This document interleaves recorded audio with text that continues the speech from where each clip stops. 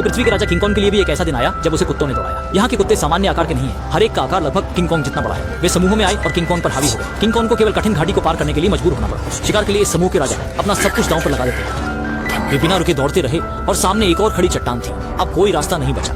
सड़क से पीछे हट सकते हैं। पीछे की तरफ भेड़ियों का झुंड है। एक बड़ा भेड़िया पहले ही कूद पड़ा। किंग कॉन्ग पीछे हट गया, जिससे भेड़िया किंग कॉन्ग के जाल में गिर गया। फिर उसने एक बच्चे को बांध दिया।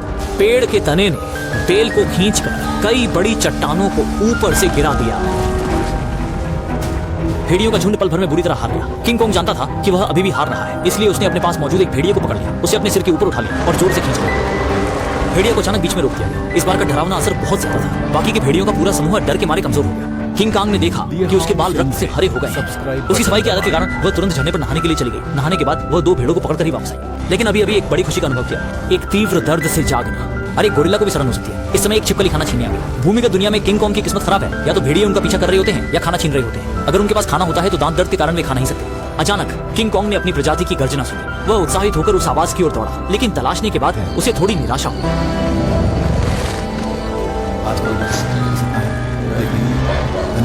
चिंका कई वर्षों से पृथ्वी के केंद्र में है, लेकिन साथियों की खोज की उम्मीद हमेशा बहुत बड़ी होती है। जमीन पर कार्यकर्ता मॉनिटर में किंग कॉन्ग को कई दिनों तक चलते हुए दिख रहे थे। उन्हें लगा कि वह अन्य प्रजातियों के साथ प्रजनन करने जा रहे हैं। लेकिन जल्द ही धरती के केंद्र का द्वार अजीब हरकतें करने लगा। एक बवंडर के बीच से एक विशाल हाथ गुफा से बाहर निकला। किंग कॉन्ग फिर से जमीन पर वापस आ गया। जब लोग बेहद परेशान थे तो उन्होंने देखा कि किंग कॉन्ग पहाड़ी पर पड़ा हुआ चिल्ला रहा था और उसके मुंह में एक कैविटी थी। अब लोगों को आखिरकार पता चला कि किंग कॉन्ग कई टन ड्रग्स को किंग कॉन्ग के शरीर में इंजेक्ट किया गया और फिर शहर से सबसे मजबूत चिकित्सा उपयोग सुपर बड़े स्टील केबल्स को लाया गया और किंग कॉन्ग को बांध दिया गया। फिर ट्रांसपोर्ट प्लेन का पूरा कोर्स शुरू करें और एक दांत तुरंत टूट जाए जब किंग कॉन्ग एनेस्थीसिया से उतर रहा हो। उसके दांत 48 हो गए। दूसरी बार काटा तो मजबूत था। पानी के नीचे से एक जड़ निकली और एक उपकरण शुरू किया। रात आलस्य से उठकर घर जाने के लिए तैयार हो गया। इंसानों ने एंटी ग्रेविटी स्पेसशिप शुरू किया और किंग कॉन्ग के साथ पानी में कूद गए। स्पेसशिप भी साथ।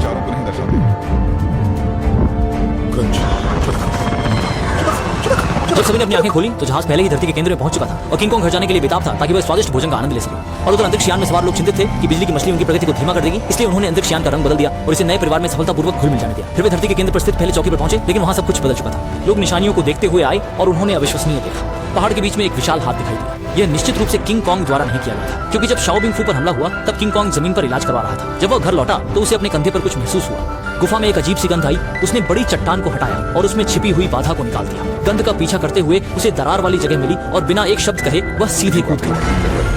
पता नहीं। आखिरकार वह धरती के केंद्र में पहुंच गया। उसने अपने कुल्हाड़ी की रोशनी से देखा कि जमीन पर कई सितारों के सिर हैं। सामने अंतहीन दृश्य था। इस समय धुंध में एक बड़ी आवाज आई और धीरे धीरे किंग कॉन्ग की ओर बढ़ी।